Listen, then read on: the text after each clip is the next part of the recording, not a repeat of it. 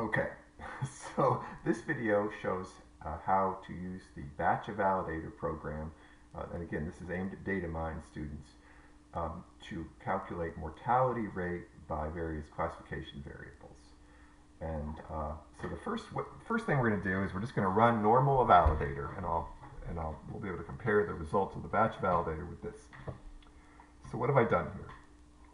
I have created, let's just do a validator and let's just run it. So we're starting out, we're doing a state retrieval. We'll just do one state, I guess.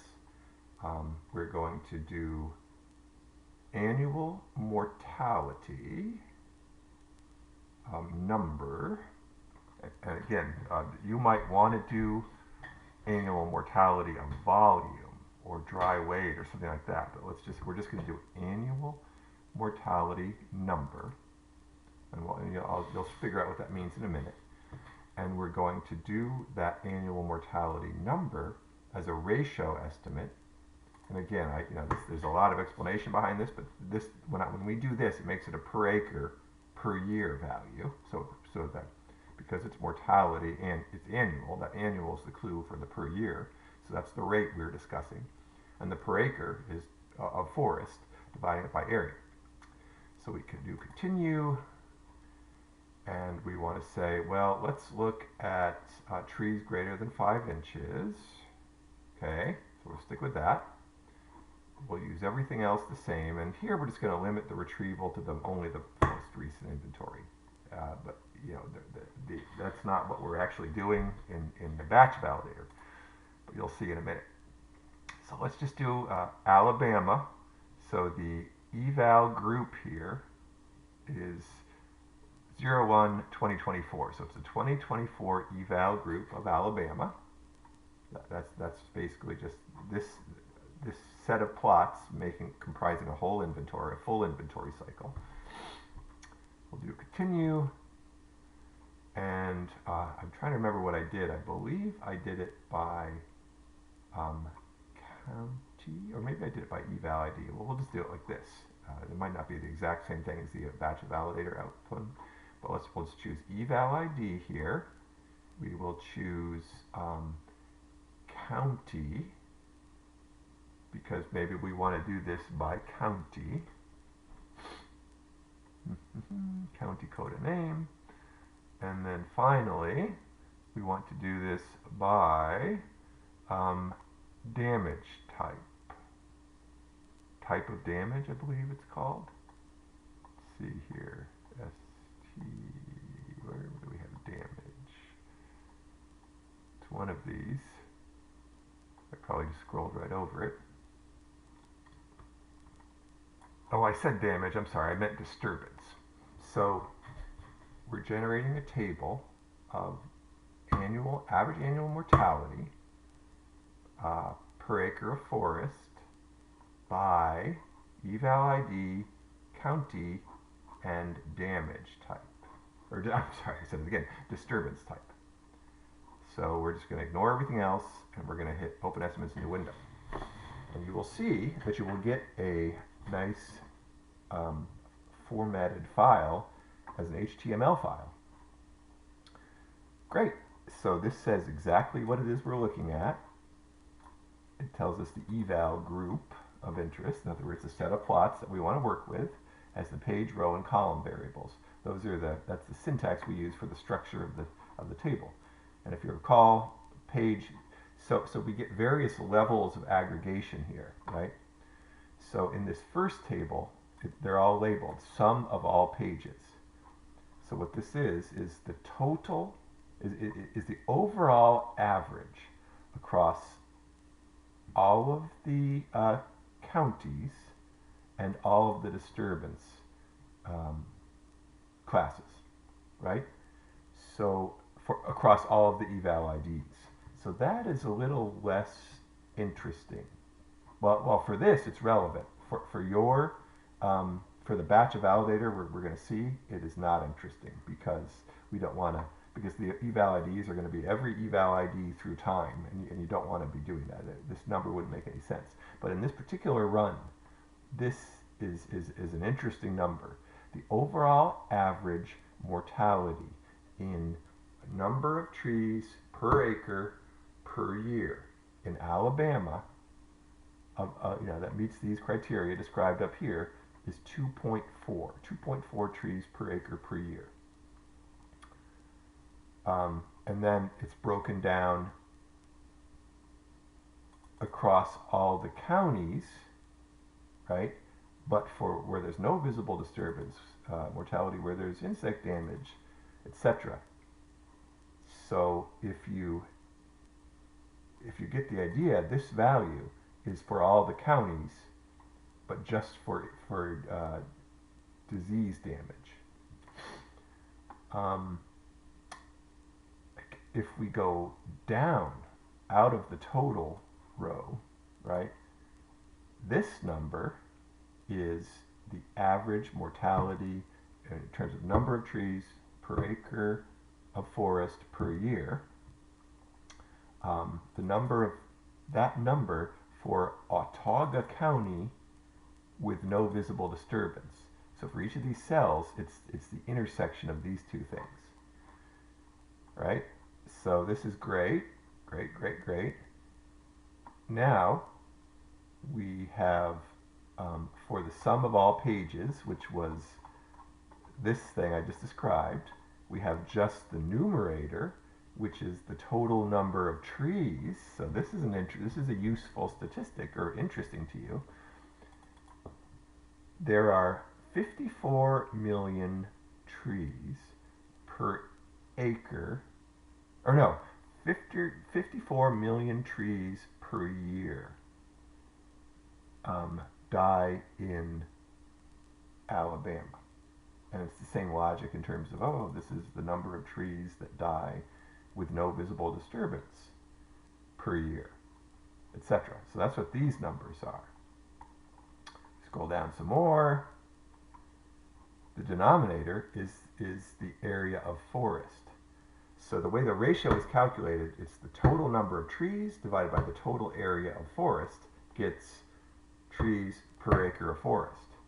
So in Alabama, there are 22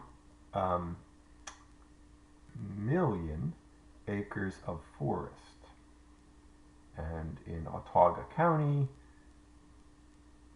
in areas where there is no visible disturbance, there are stands where there's no visible disturbance, there is 268,000 acres of forest, etc. So that's what we're looking at here. So then we'll get the sampling errors, and this is relevant. So what is the sampling error? The sampling error is like the confidence interval. And you can ask, I mean, I could talk about this all day, but what's the point? The sampling error this is of the ratio, 2.875%. So what does that mean? This value is associated with this value. So if I was going to talk about this number and its uncertainty, it's kind of like a margin of error type thing. We'll say the average number of trees per acre that have died, trees per acre of forest in Alabama overall is 2.42 plus or minus, let's see here, where are my sampling errors, plus or minus 2.875% of 2.4. So 0.02875 times 2.4, whatever that number is the absolute, amount of error in the units of percent. So what am I saying here? This is a percent. This is 2.8%. This is 21%. Percent of what? Percent of the number. Percent of the estimate. So 21% of the estimate is the sampling error, or half of the confidence interval, the 68% confidence interval of this number. So 28. So this is 2.34 plus or minus 28% of 2.34 is the 68% confidence interval. I know that's probably annoying, and that's a whole other discussion, but it's just something you just need to understand about the outputs you're going to be getting from this. So we've got that. Okay, we got the sampling error. That's great. Now what have we got here? Let's keep scrolling down. Number of non-zero plots. That's kind of interesting. Number of non-zero plots. I don't know that you're going to use that for anything. So now, because we had eval ID, all of this is everything we talked about, I just said. We only chose one eval ID. So we've got the same set of data, which is basically just going to be a repeat of the above data. If I had multiple eval IDs, which our outputs are going to have, there's going to be a separate set of numbers for each eval ID, if that makes sense. I'm probably not being very helpful here. It's all the same information. Well, in fact, let's just back up, and this, this will show you kind of. Oops, we go up here. We're going to go previous, and we're going to go previous. Let's see here, previous. And instead of choosing just the most recent eval ID, we're going to choose all available ones. So let's do continue. Now we're going to do all of the eval IDs that are available to us, which is a bunch. Basically, this is like sort of through time, right? So we're going to do continue. The page variable, we'll just say eval ID. Column row variable is going to be, what did I say? County, code, and name. And the column variable was going to be disturbance code 1. In other words, the primary disturbance code. Now, when we hit open as a new window, we're going to have one set of information. We're going to have an overall one, like I described, and again, it's not relevant because it groups together all the eval IDs. It's the same data piled, like stacked on top of each other through time. So that's not going to be interesting to us. What's going to be interesting to us is the per eval ID information, if that makes sense. So while this thing chugs away, because it's a lot of thinking that Evalidator is doing right now, if we didn't destroy it, it will return the same stuff that we just looked at, except one set of information for each of the eval IDs. Okay, so that's fine, but do we really want to be clicking through all of these menus? We'll let this chug for a little while. Do we really want to be clicking through all of these menus for each state, for each of the bajillion eval IDs? Right, here we go. So this is the overall number, and you can see it's a different number. It's not the 2 point whatever number, and again, this isn't relative because it's the sum of all pages set of data. But if we scroll down, we get all the stuff I just talked about. We're still in the sum of all pages zone of the outputs. Sum of all pages, the numerator, denominator, sampling error percent, blah, blah, blah. Number of non-zero plots, number of non-zero plots. Again, that's just descriptive. Okay, so this thing is the first set of eval ID specific. So for each unique value of the page variable, which as you recall, we chose it as a page variable, eval ID, for each unique eval ID, which is that set of different, through time estimates, we have all the same information. So for example, here we have Alabama 2005. We have a value of 1.68. Let's just scroll down randomly until we get to the next one. Alabama 2006. Scroll down too far here. Number of non-zero plots. Sampling error, come on. Numerator, denominator. Okay. Oh yeah, the ratio. So we had 1.68 for 2005, 1.63 So it went down a little bit for 2006. If we do 2007, it might be 1.5, and then 2008, 1.51, etc. So imagine having year on the x-axis and this total mortality on the y-axis. And you can see it'd be like a bar graph with time going from left to right, and then the mortality rate on the left-hand side. That by itself is really interesting. And not only that, but you've got it by disturbance class, so you can filter. You can filter for a given county, you can filter for a given disturbance class, and the graph will change. So you're kind of picturing the visualization in Power BI. You can also make a map because it's county code and name. I'm sure Power BI either has a default county coverage, or you can load in a map of all the counties, a shapefile, I believe, and you can format this column, which is like the county FIPS code. 1001 is the FIPS code for County 1 in Alabama, 1003, State 1, County FIPS 3, for Baldwin County, etc. You can join this information to a county shapefile, and you'll have a county-based map of whatever of these values you want, all joined up in a dynamic map in Power BI. You're like, but well, what the heck am I going to do with this like giant pile of HTML files? Am I going to copy and paste? And oh my gosh, forget it. Well, me being me said, you know what? We can use the Evalidator API, which is a tool that's described here. Well, I think you guys have this link because I already sent this to you, I'm sure, that describes the parameters for this API. Well, what is the API? Well, the API is basically code that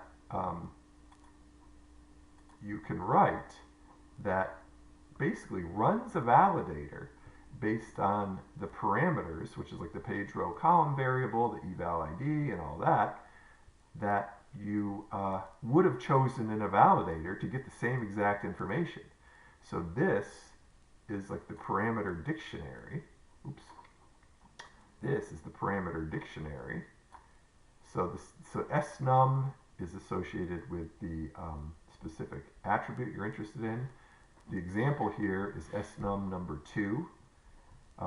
This is the eval ID, or the eval group rather. State 10, 2020, which is in this example is Delaware, R selected, C selected, and the format output. And if you leave that off, I think it'll just bring CSV. And in my code, I didn't use the JSON output. So this is the parameters. You run a batch validator using this code. So what it does is it sends these parameters to the API in a very specific format that the API recognizes, and then it formats the data. So this is the example. Well, I had to take this example and edit it, and it was very annoying and tedious to figure it out, but I figured out how to DataMine, November 6th. So I believe, a validator, right? What I've done is I've made a Python Colab thing where for every state, it goes out, it gets a list of the eval groups associated with that state. In other words, the available list of eval groups. For each eval group and each state, it brings down the information that we just looked at sort of awkwardly in this giant HTML file. It brings it down into a data frame. And you end up with a file, after you run this thing, with the parameters that are associated with what I just ran in Python, in a validator, a file that looks like this. And it's basically just a giant CSV file where we have county code and name, the eval ID, the disturbance code, and the ratio estimate, and the sampling error percents. And it has that other stuff that we looked at, the numerator estimate, the variance, which is a component of the sampling error. We've got the sampling error as an absolute number and as a percent, the number of plots, and the number of in the numerator and the denominator. So this file has everything you need to make for every combination of state, eval ID, and disturbance code, the information of interest. So let's just scroll down, and it's all stacked in a nice format, which I believe is going to be very amenable to putting into Power BI. So let's do our little trick here where we do view, freeze panes, freeze top row. And let's just scroll down here and look at a given row in this thing. Here we are in Alabama. Let's just focus on this row. The county for this is, so forget about total eval ID for now, because we don't use that because of all the eval IDs are stacked through time. But let's scroll down to them. Here we go. Here's the 2005 version, right? So the 2005 data. County 3, which is Baldwin County in Alabama, in the 2005 eval group, or eval ID. Basically it's just the set of years that ends in 2005.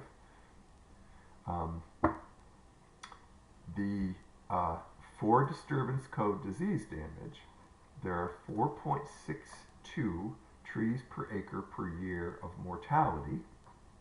And the sampling error, the error bar, the percent of that, sampling error percent, is, where are we?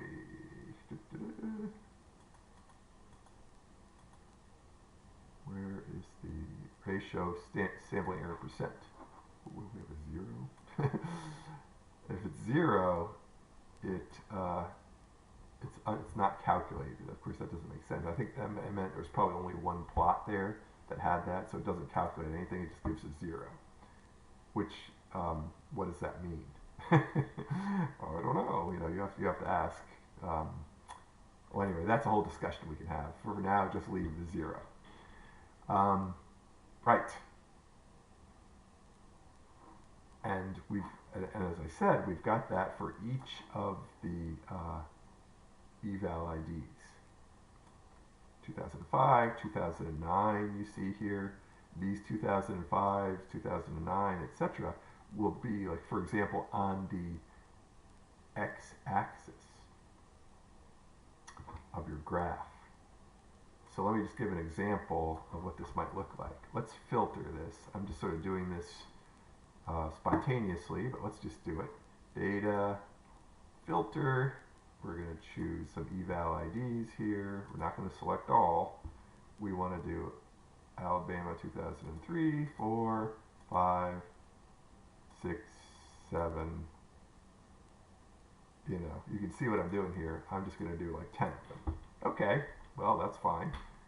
So we've got just those data. And we've got the ratio estimates associated with these years. So, let's do this. And across all disturbance classes. So let's just, right. Oh yeah, and we want it for all of Alabama. So we're just going to do total. So we're not going to select all, we're going to do the total.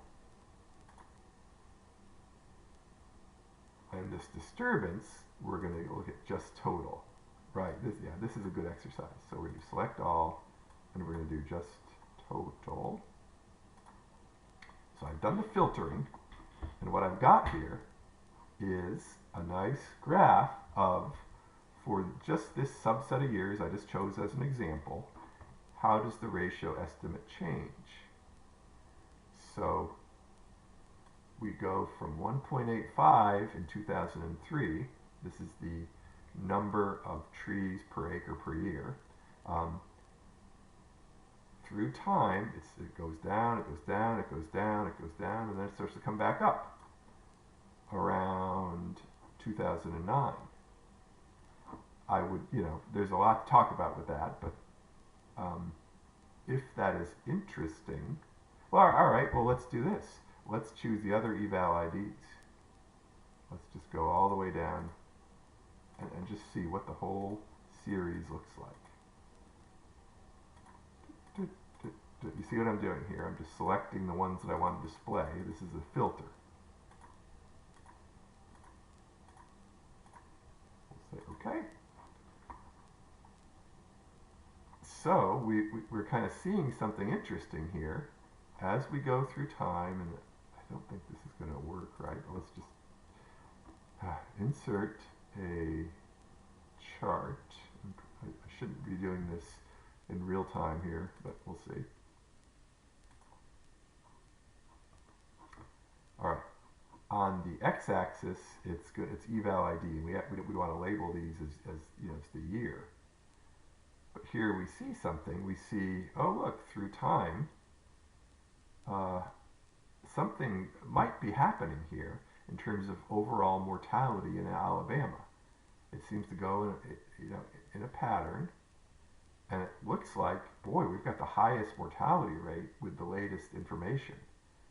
Weird. Is there something going on with mortality in Alabama? Well, we could break it down by county if we wanted to, right? So we could use our filtering, and we could say, well, what if we're just interested in, what's it called? Autauga County. And oops, we lost we lost our graph, but we'll just make a new graph. Insert, and we're going to make a new graph. Here's what's going on in Autauga County. We see, the last few years we've had the highest mortality that we've seen across the whole time period. Well, that might be interesting. That might be something we want to look at if we are the State Forester of Alabama. Point is, this file, as you can see, can be turned into dynamic graphics quite easily. The only disadvantage of doing it the way that I've done it is you can only do 3 things at a time, I think. You can only do a page, a row, and a column variable. So here we did county, eval ID, and disturbance class. Right. Oh, right. So this is the other thing we could do. We could change these graphs into different disturbance class categories too. So that's a whole discussion. And again, but for now, what I would do is get this, is run this and start to mess around with it. And then you can go into the Python code, and as we look at the Colab, which is the Evalidator one? Yeah, Validator. In the Colab code, if you scroll down, I tried to document it, kind of. Not kind of, I tried to document it.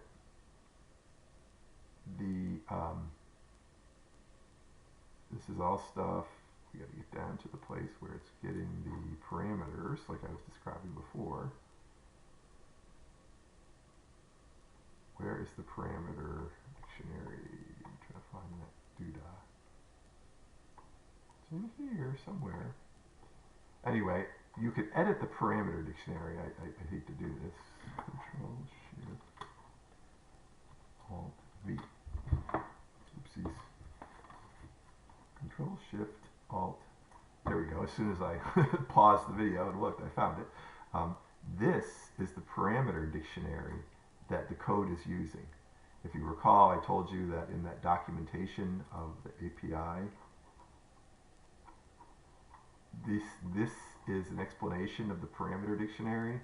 So like WC, that parameter is described here, and these are all the options for the parameter WC, and here it is, WC is listed here in the initial parameter dictionary. This gets overwritten by the list of eval IDs, just so you know. So so you can see the page I've selected is eval ID, the row I've selected is county code, and the column is disturbance 1. You can edit this and get different summaries.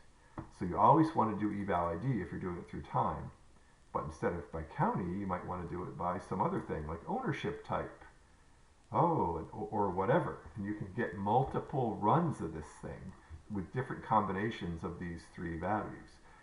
Again, knowing you want to do it through time, you always want to have eval ID as the page or row or column. I just chose the page. Okay, that's enough for now. Good luck. Control Shift V. Oopsies, I just did something terrible. Control Shift